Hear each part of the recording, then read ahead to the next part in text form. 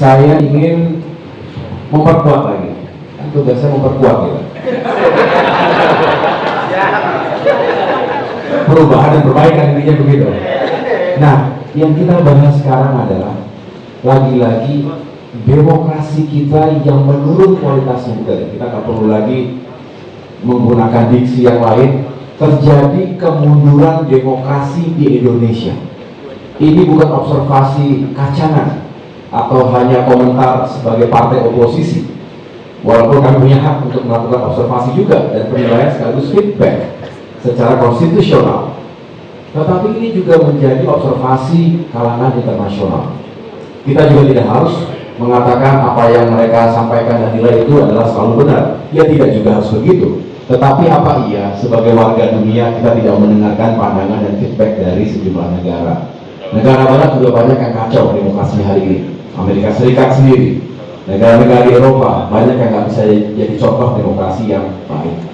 Tetapi kita juga jangan ikut-ikutan kemudian menjadi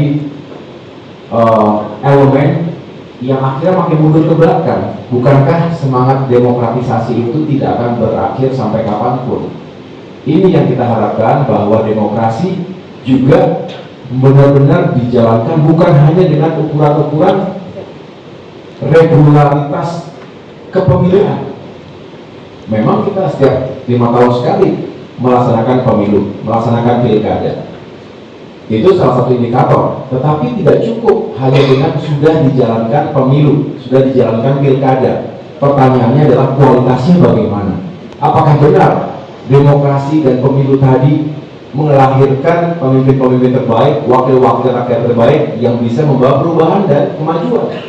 Kalau tidak, ya kita harus koreksi. Kita harus melakukan kontemplasi sebagai bangsa agar jangan demokrasi ini makin tidak jelas arahnya. Berbagai kemunduran terjadi akibat merajalelanya politik uang. Yang kedua, akibat tereksploitasinya politik identitas. Dieksploitasinya politik identitas oleh mereka yang punya kekuasaan, yang punya kekuatan, termasuk money power. Dan yang terakhir adalah post-truth politics. Ini sering saya sampaikan, bagaimana politik fitnah menjadi realitas hari ini. Saling lempar hoax, saling lempar hate speech, dan akhirnya tadi yang disampaikan Mas Anies, yang harusnya bisa kita jaga bersama, kontestasi yang penuh dengan dinamika dan juga kompetisi, lalu menjadi permusuhan, apalagi diturunkan sampai ke anak cucunya. Ini semua berbahaya. Mari sama-sama, saya berharap nih teman-teman media yang kredibel ini, kita sama-sama jaga. Jangan sampai demokrasi kita terus menurun kualitasnya, jangan sampai kita terpecah belah. Lalu kita harus juga membangun literasi politik yang baik, terutama bagi pemilih pemula, pemilih muda yang akan menjadi komposisi terbesar dalam pemilu 2024 nanti. Mudah-mudahan kita yang punya tanggung jawab secara moral untuk mencegah perpecahan itu benar-benar bisa menyampaikan suaranya.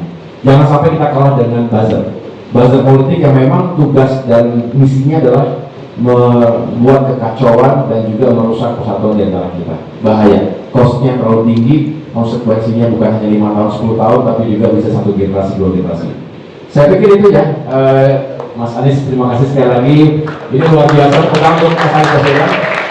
Terima kasih kebetulan menjadi special guest dalam dialog gagasan.